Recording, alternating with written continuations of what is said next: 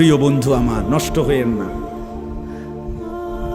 ছেলেরা আমার, বাপ বরবাদ হয়েও না। মনে করো কেউ বলে নাই, তবুও নষ্ট করো না নিজেরে। বাবা বলে নাই, মা বলে নাই, সর্দারে বলে নাই, মাতবরে বলে নাই, গ্রামের মুরব্বীরা বলে নাই, কেউ তোমারে কিছু বলে নাই, তবুও তুমি নিজেরে নষ্ট করে দিও। হযরত ইব্রাহিম আলাইহিস সালাম পুরা কওম, আপন মা আপন বাপ সবাই মূর্তি পূজক, কেউ তো ওনাকে ইমানের দাওয়াত দেয় নাই, তবুও সেই ছোট্টবেলা থেকে তিনি ওইখানে থেকেই উনি খুঁজে নিছেন আল্লাহকে। কাকে খুঁজে নিছেন? আল্লাহকে খুঁজে, আল্লাহকে তালাশ করে নিছেন। কওমের লোকেরা বলছে যে তারকা এটা রব। বলছে আচ্ছা ঠিক আছে দেখি তো। কিছুক্ষণ পরে তারকা ডুবে গেছে। বলছে কই রব আবার ডুবে কেমনে?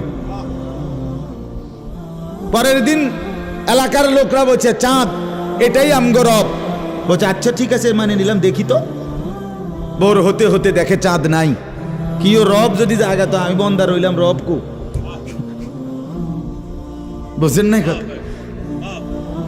এরপরে বলছে সূর্য, এটা বড় সড়ো মোড়া তাজা, এটাই রব।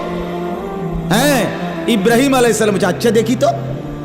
সন্ধ্যা হয়েছে আর সূর্য ডুবে গেছে। তো ইব্রাহিম আলাইহিস সালাম বলছে হায় আমার কওম, কি কও ইডি তোমরা? তোমার মাথা ঠিক আছে নি? রব কেমনে এর মোড়ে নামে? রব এমন হয় কেন? বানানেওয়ালা এত দুর্বল হবে কেন? তখন তিনি বলছে ইন্নী ওয়াজ্জাহতু ওয়াজহিয়া লিল্লাযী ফাতারাস সামাওয়াতি ওয়াল আরদা হানিফা ওয়া মা আনা মিনাল মুশরিকিন। যে না কওম শোনো, আমি তোমাদের বানানো কোনো দিকে ফিরব না, আমি ফিরছি আমার চেহারা, আমার জিন্দেগি ফিরাইয়া দিলাম ওই সত্তার দিকে যিনি সাত আসমান ও জমিন পুরাটা বানাইছে।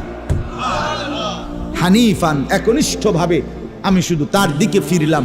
ওমা আনা মিনাল মুশরিকিন, আমি মুশরিকদের অন্তর্ভুক্ত নই, আমি আল্লাহকে ছাড়া কাউকে মানি না।